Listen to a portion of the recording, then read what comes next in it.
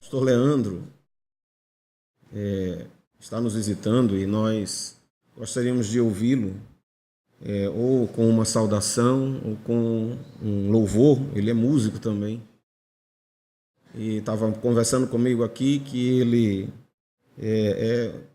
já vem de uma geração grande de homens de Deus, né? E vamos ouvir o nosso irmão. A paz do Senhor para a igreja.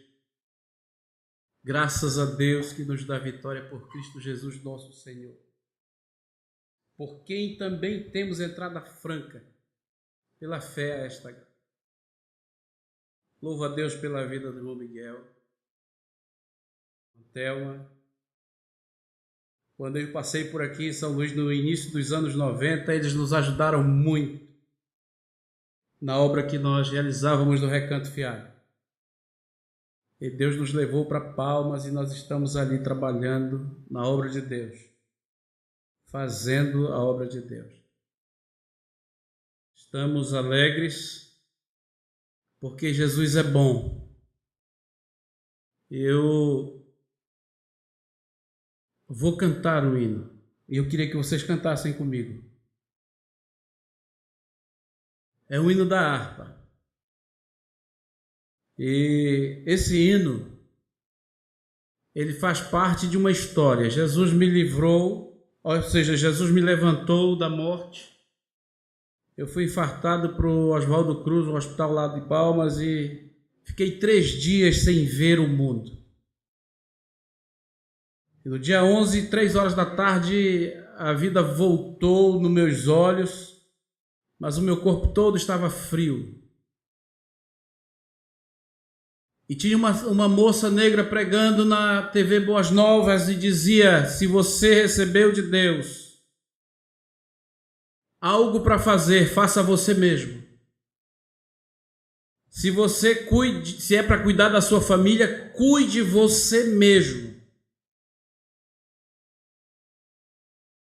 E quando mudou a posição da câmera, ela volta olhando para mim e com o dedo me apontando disse: você, pastor, que está nessa cama de hospital aí, se levante agora, vá cuidar da igreja que Jesus confiou em suas mãos. A vida entrou nos meus pés e veio ressuscitando os músculos que já estavam paralisados, mortos. E de lá do dia 11/4 de 2014, eu estou correndo, fazendo a obra de Deus. Agora, em setembro do ano passado, eu fui fazer novamente uma bateria de exames.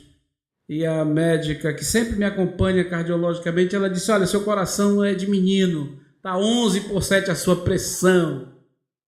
E Jesus curou a minha esposa de um câncer. Então, meus amados, eu estou vivendo milagres na minha casa, porque Jesus cura. Glória a Deus. E eu quero cantar isso com vocês em sol maior.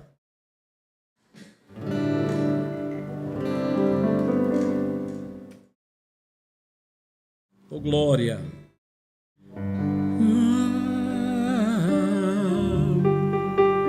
Cristo Jesus. Cristo Jesus hoje vai te curar. Se podes crer,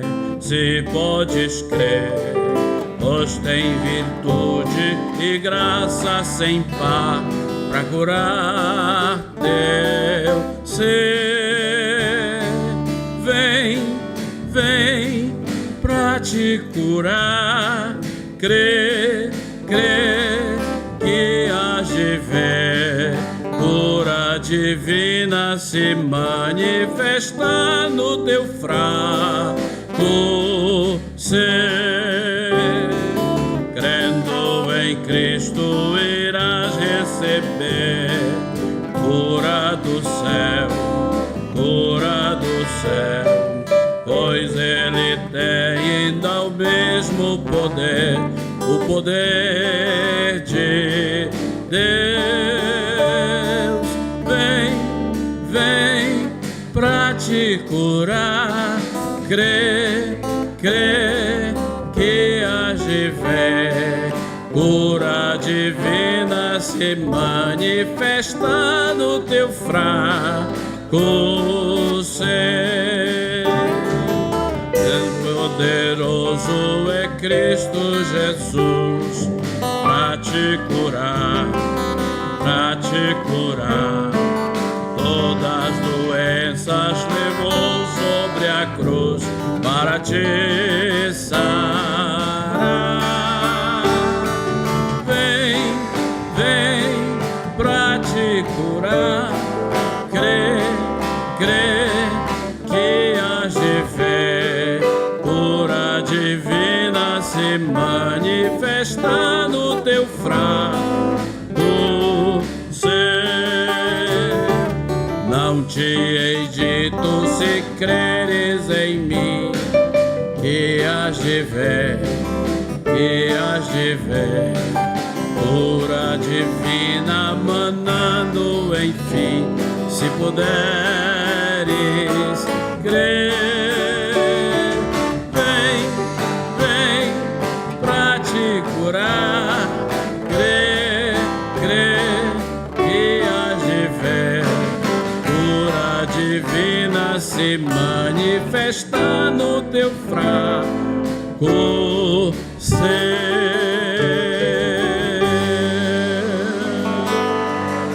Aleluia. Eu sou bisneto de pastor, neto de pastor, filho de pastor, sou pastor há 37 anos e já sou pai de pastor, e eu estou nessa batalha aí fazendo a obra de Deus, e nós estamos concluindo um projeto esse ano para a glória do nome de Jesus.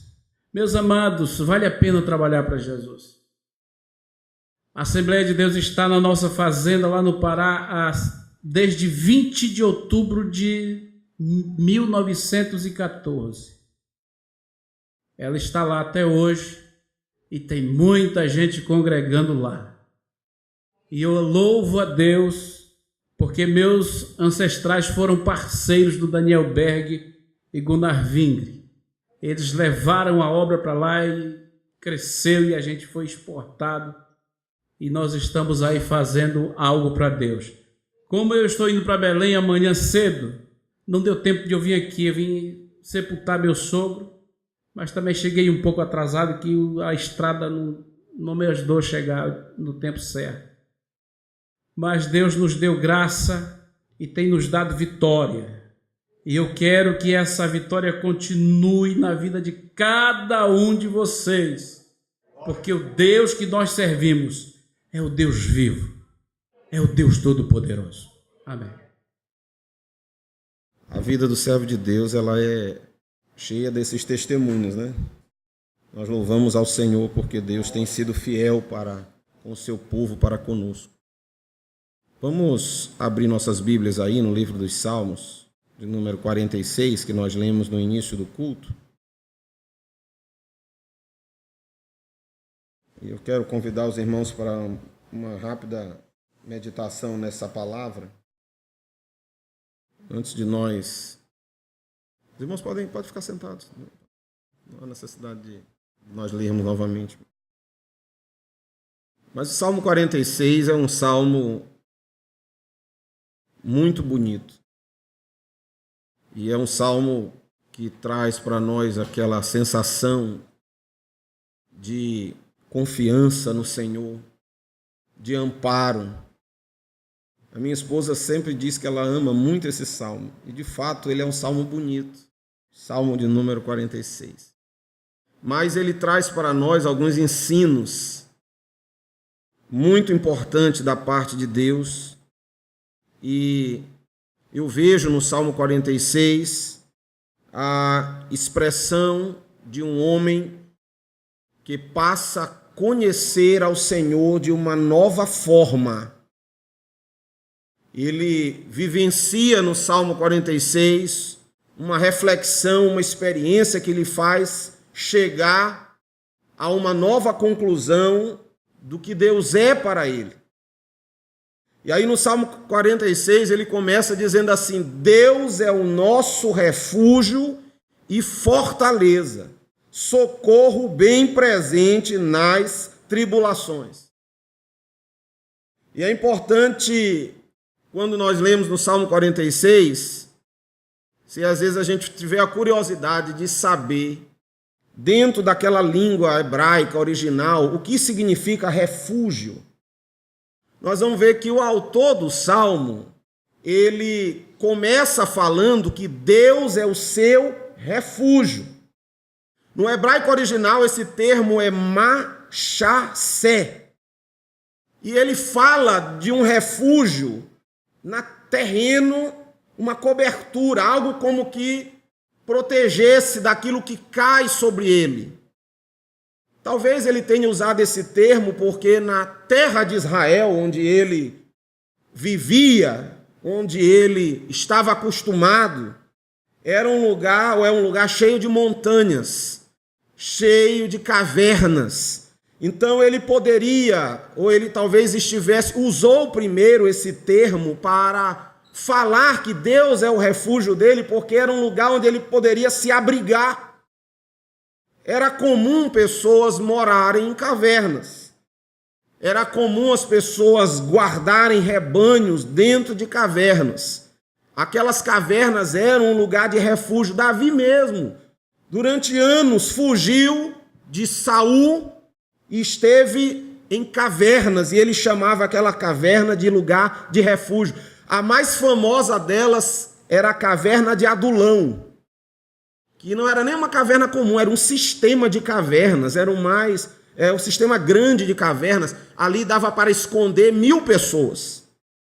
Ela tem grandes espaços internos e bem em uma de suas entradas tem uma fonte de água. Então Davi usou aquele lugar como um lugar de refúgio.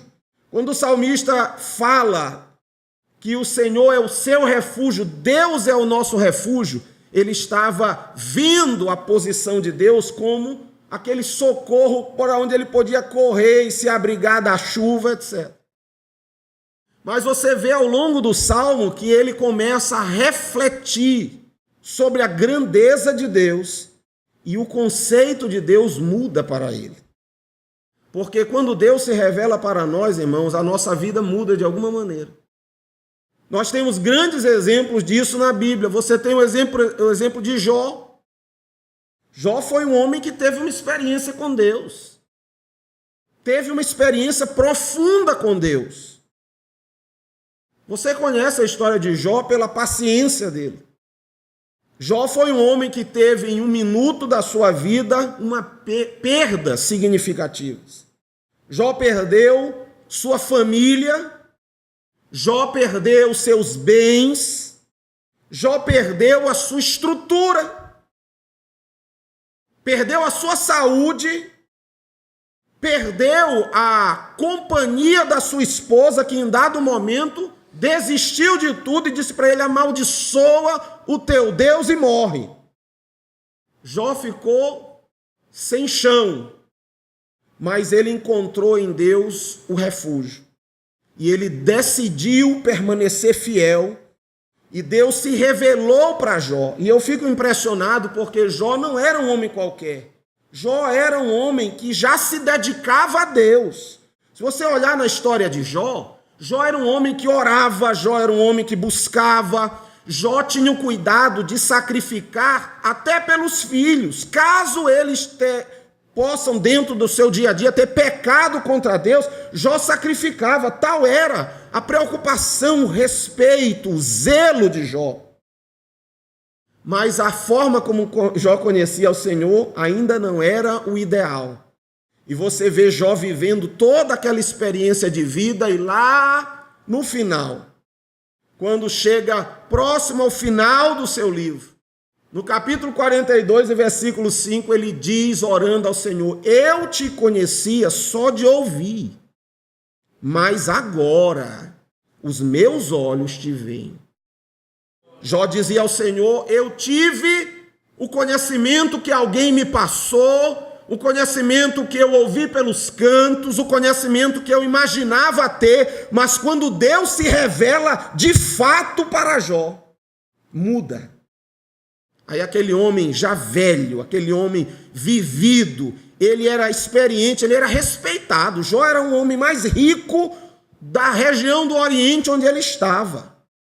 Mas apesar disso, no final, quando ele tem um encontro com Deus, ele diz: Senhor, eu te conhecia só de ouvir. A imagem de Deus, o conceito de Deus, o aprender de Deus que Jó obteve, mudou a vida dele.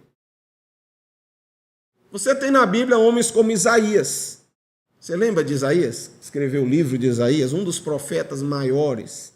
Isaías não era qualquer um, não. Isaías era dos sacerdotes. Isaías era uma autoridade dentre o povo. Era um homem acostumado a viver uma vida dentro da religião judaica. E ele era um homem zeloso da lei. Mas um dia, Isaías teve um encontro com Deus. O capítulo 6 do seu livro diz que ele estava em algum lugar e ali ele tem uma visão do céu. E na visão ele olha o Senhor. Na visão ele contempla a glória de Deus. Aquilo mexe com a estrutura de Isaías de uma tal forma que aquele homem que era tão religioso, tão íntegro, tão perfeito, ele diz: Senhor, ai de mim, que sou um pecador. E foi preciso que o anjo tocasse nele e o purificasse. Aí ele entendeu, como ele diz assim, no capítulo 6, ele diz no versículo 5, ai de mim que estou perdido, porque sou um homem de lábios impuros, habito no meio de um povo de lábios impuros, e os meus olhos viram o rei. A partir dali, ele ouve a voz dizendo: quem há de ir por mim? Ele se levanta e diz: eu, Senhor, estou aqui, me envia. E a partir daquele dia a vida de Isaías mudou. Ele estava vivendo o seu dia a dia. Ele era uma pessoa normal. Se fôssemos comparar com a vida de hoje, ele era como muitos de nós frequentamos a igreja, louvamos na igreja, participamos de algum evento na igreja, somos muito normais. Mas quando nós temos um encontro com Deus, a nossa vida muda de tal forma como mudou Isaías. Isaías foi completamente desconstruído e aquele homem importante, aquela autoridade se viu como um homem puro, insignificante diante do rei. Ele teve um encontro com Deus e a sua visão de Deus mudou. Não era mais a mesma. Não era mais o mesmo Isaías. E você vê outros exemplos na Bíblia, como nós podemos ver a experiência dos discípulos. Pedro, por exemplo, no capítulo 7 de Lucas, quando ele tem o primeiro encontro com Jesus, antes de ser chamado, ou na ocasião que foi chamado para ser discípulo, Pedro veio de uma experiência de vida também, era um judeu normal. Inclusive, Pedro, nós conhecemos normalmente pelas pregações, São Pedro, é muito falado. Pedro era um homem que era um judeu zeloso. Tanto que lá em Atos nós vemos ele testemunhando, dizendo assim: olha, nunca entrou na minha boca uma coisa comum ou imunda, porque os judeus, os irmãos sabem, por exemplo, que não comiam carne de porco. Determinados alimentos eles não ingeriam por causa da lei. Pedro era um pescador, era um homem normal do povo, mas era um homem que temia a Deus e era zeloso. Então ele era um homem normal. Ele tinha o seu conceito de Deus, da sua religião, de tudo, mas no dia que ele encontrou com Jesus, a vida dele mudou. Ele passou a noite inteira pescando no mar da Galileia, e ali ele, de madrugada, depois daquele dia de pescaria, Jesus estava pregando na beira da praia, e ele estava lá guardando as coisas, lavando as redes, e a multidão apertava Jesus. Jesus pediu para subir no barco de Pedro. E aí Jesus, quando termina de pregar para o povo, disse para Pedro: agora vai para o fundo e lança as redes. Aí os irmãos lembram o que Pedro disse para Jesus? Senhor, nós pescamos a noite inteira, não pegamos nada. Pegamos nada. Pedro não era nem um pescador assim tão comum, ele era dono de uma pequena empresa de pesca, ele tinha sócios. E é provável que Pedro fosse um homem pescador experiente. Aquele dia não era um dia, como diz o ditado, não estava para peixe. Não está para peixe o mar. Mas quando Jesus fala com Pedro, Pedro diz: Senhor, mas por causa da tua palavra eu vou jogar a rede. E aí ele foi. E aí ele joga a rede, irmãos. E quando ele joga a rede, acontece algo tão extraordinário que mudou a vida de Pedro. Porque a rede veio tão carregada de peixes que ele não conseguiu dar conta só com o barco dele. Ele chamou outros barcos para ajudar a tirar. Aquilo foi algo que impactou a vida de Pedro. E quando ele chega na margem, Jesus disse assim: agora, vem atrás de mim, vou fazer vocês pescadores de homens. E aí você conhece a história de Pedro, como Deus mudou a vida de Pedro, como Pedro se tornou aquele homem fiel. Sabe por quê, irmãos? Porque quando nós nos encontramos com Deus, temos uma experiência com Ele, algo muda no conceito. A vida de Pedro já não era mais de um judeu comum, agora era alguém que tinha experimentado um conhecimento de Deus. Aí eu vejo o salmista, do Salmo 46, começar o seu salmo chamando Deus do seu refúgio. Esse refúgio coberto, esse refúgio que ele conhecia, cavernas, lugares para onde ele corria. E ali, então, ele começa assim. Aí ele começa a meditar no Senhor. Aí você vê ele falando da parte de Deus: porque não temeremos. Ainda que a terra se transtorne, não temeremos. E os montes se abalem para o meio dos mares, não temeremos. Depois ele continua: ainda que as águas rujam e se perturbem, espumejem na sua fúria, os montes estremeçam, não temeremos. Ele começa a meditar na grandeza de Deus. E eu entendo até que isso tem a ver com algo interessante, porque primeiro ele medita dizendo: ainda que a terra se transtorne, ou seja, ainda que haja um terremoto muito grande. E aquele pessoal daquela época conhecia bem. Nós no Brasil, graças a Deus, não sabemos o que é terremoto. Graças a Deus. Mas quem vive aí nesses países sujeitos a terremotos, aquele pessoal naquela época tinha muito terremoto na região. Se os irmãos olharem a história, vão ver que aquela região era muito abalada. A Itália, sempre muito abalada. Roma foi destruída várias vezes. Algumas cidades de Israel foram destruídas por terremotos. Era comum acontecerem terremotos na região. Então, ele começa a meditar que ainda que houvesse um terremoto tal, que acabasse com tudo, que destruísse tudo, eu ia confiar.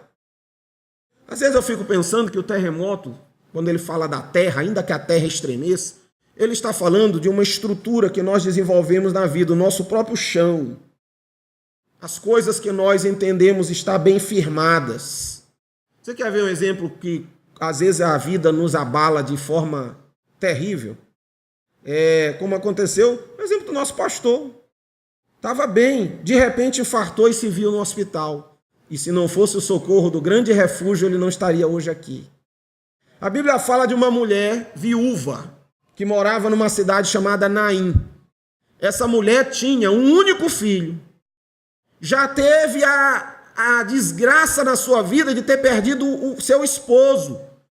Eu imagino que aquela mulher tinha grandes dificuldades e só tinha aquele filho. E um dia o filho morre. O cenário da vida daquela mulher desabou. Porque já não tinha um marido para sustentá-la em uma sociedade extremamente machista, onde mulheres não trabalhavam. Sua esperança agora era o filho. E daquele dia, a sua esperança havia ido embora e a vida dela foi desestruturada. Houve um grande terremoto que derrubou todas as estruturas, todo o planejamento, toda a visão, toda a esperança, tudo que aquela mulher sonhava tinha acabado de desaparecer. Até a hora que ela encontrou com Jesus. E o Senhor encontra ela saindo para sepultar. Ele toca naquele caixão e levanta o menino dos mortos, entrega ele vivo para a mãe. Aquela experiência, se não fosse o grande refúgio, aquela mulher estaria chorando a dor da perda e depois a dor da vida difícil que ela ia viver. Porque às vezes há situações que são como terremotos, que abalam a nossa estrutura, que nós plantamos, que nós cuidamos, que nós edificamos. Todos nós temos uma vida que foi construída. Nós construímos a vida. E vem tribulações e terremotos para colocar tudo abaixo. Mas a grande diferença é quando o Senhor é o nosso refúgio. Aí ele faz a grande diferença. Depois ele volta a meditar e analisa agora a figura da água. Quer dizer, não era mais a terra onde ele construiu a vida, onde ela estava firmada, agora era a água. E a água fala de algo que é externo a nós, mas que acaba nos afetando, é algo que se movimenta. E às vezes eu imagino estas águas que rugem e espumejam, como algo que vem contra nós sem a gente menos esperar. Isso me faz lembrar, por exemplo, o Josafá, o rei Josafá. Os irmãos lembram do rei Josafá? A história dele está também escrita em 2 Crônicas, capítulo 20. Josafá era um homem que recebeu o governo, procurou fazer as coisas de forma correta para agradar a Deus. Estava vivendo a sua vida como rei, normal. Estava tudo indo bem para Josafá, mas uma hora alguém chega com uma novidade. Josafá, vai acontecer algo terrível. Os amonitas se juntaram com outros povos e já estão marchando para destruir a cidade. Josafá pega um impacto.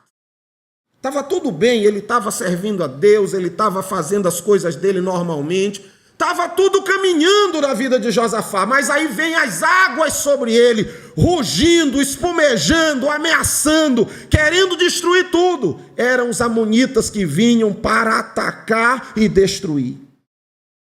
Aí você conhece a história de Josafá.